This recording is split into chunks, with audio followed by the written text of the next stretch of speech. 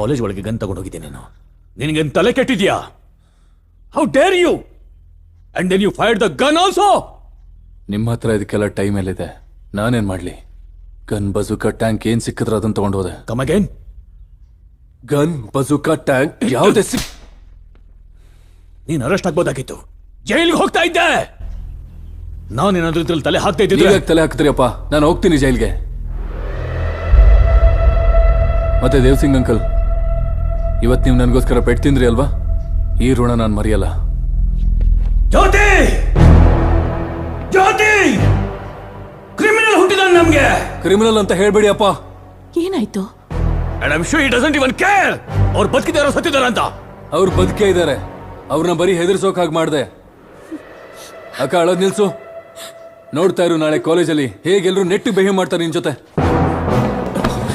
ನೀನ್ ಯಾರು ಹೆದರ್ಸೋಕೆ? ನೀನ್ ಯಾರು ಹೆದರ್ಸೋಕೆ? ಬಲ್ಬೀರ್, ಏನಾಯ್ತು? ಏನಾಯ್ತಮ್ಮ? 2 ದಿನದಿಂದ ಅಕ್ಕನ್ ಕಾಲೇಜಲ್ಲಿ ರ್ಯಾಗಿಂಗ್ ಮಾಡ್ತಾ ಇದ್ದಾರೆ. ಈ ಮನೇಲಿ ಯಾರಿಗಾದ್ರೂ ಏನಾದ್ರು ಗೊತ್ತಾ? 2 ನಿಮಿಷ ಅಪ್ಪ, 2 ನಿಮಿಷದ ಮಟ್ಟಿಗೆ ಲಾ ಅಂಡ್ ಆರ್ಡರ್ ಮರ್ತ್ಬಿಡಿ. ನಿಮಗೆ ನಿಜವಾಗ್ಲೂ ಅನ್ಸುತ್ತಾ ನಾನು ತಪ್ಪು ಮಾಡಿದ್ದೀನಿ ಅಂತ? ಸಣ್ಣ ಪುಟ್ಟ ತಪ್ಪು ಮಾಡಿಲ್ಲ ನೀನು.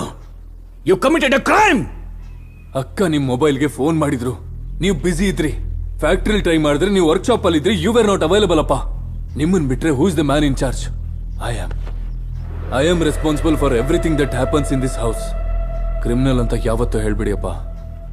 ಈ ದೇಶದ ಅತ್ಯಂತ ಶ್ರೀಮಂತ ವ್ಯಕ್ತಿಯ ಮಗ ತನ್ನ ಅಕ್ಕನ್ ಕಾಪಾಡ್ಕೊಳಕ್ ಆಗಿಲ್ಲ ಅಂದ್ರೆ then what's the use of all this? ಹೇಳಿ ಅಪ್ಪ, what is the use of all this? ನಿಮ್ಗೇನಾದ್ರೂ ನಾನು ಮಾಡಿದ ಕ್ರೈಮ್ ಅಂತ ಅನ್ಸಿದ್ರೆ, ನೀವಿವಾಗ ನನ್ನ ಜೊತೆ ಏನ್ ಮಾಡ್ತಿದ್ರೋ ಇದು ಕ್ರೈಮೇ.